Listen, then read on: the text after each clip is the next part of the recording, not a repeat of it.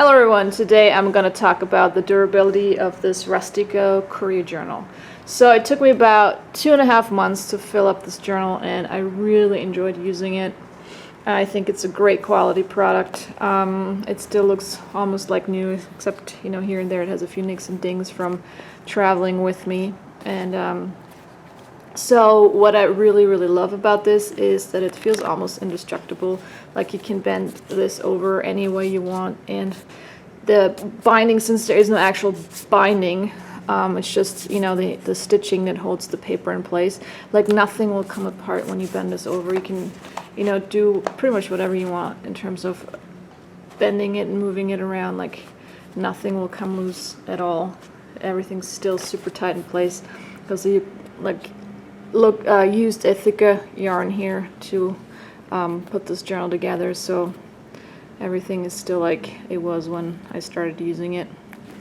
And I really also enjoyed the pen loop, which made it super easy to just carry pens around with me, and I didn't have to worry about losing them. So pen loop's the perfect size, like the pen doesn't fall out at all.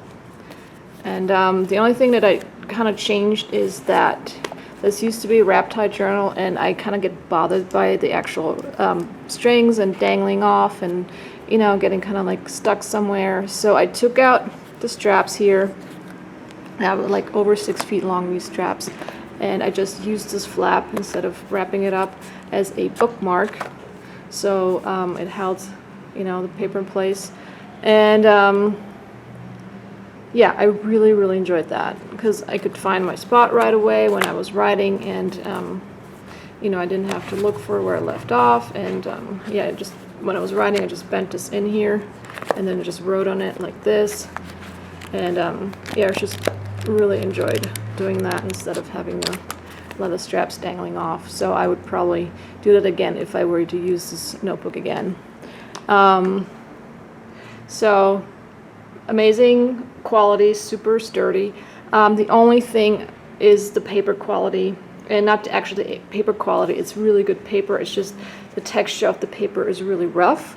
If you want to see a writing sample, watch my first video that I did on it before I started using it. You can see all the details of the dimensions and all the good stuff.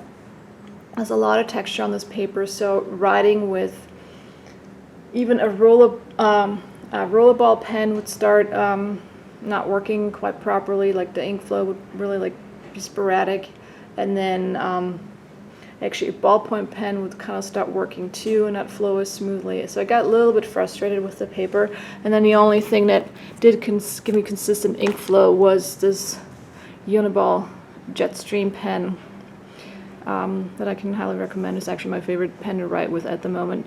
It's a hybrid pen between a ballpoint pen and a gel pen.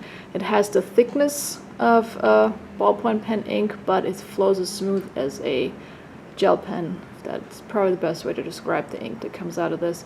So this is the only pen that didn't give me any trouble with this paper. All the other ones I got kind of frustrated, especially when I was writing more and faster. It kind of got to me. So I really wish they would change that. I mean, you can still use it. If you like a lot of feedback when you write, when you want to press down hard on the page and kind of work for it more, then you might really enjoy this paper. But I like a really smooth writing experience where the pen almost like glides automatically over the page, and this journal did not give me that. But despite that, I still enjoyed it. It's just, the only thing that I don't like about it. Yeah, so those are my 2 cents on the Rustico Courier journal. If you have any questions, please feel free to leave me a comment. I'm going to put the original review in the description below. If you enjoyed it, please give it a thumbs up. And for more notebook videos, please subscribe to my channel. Thank you so much for watching.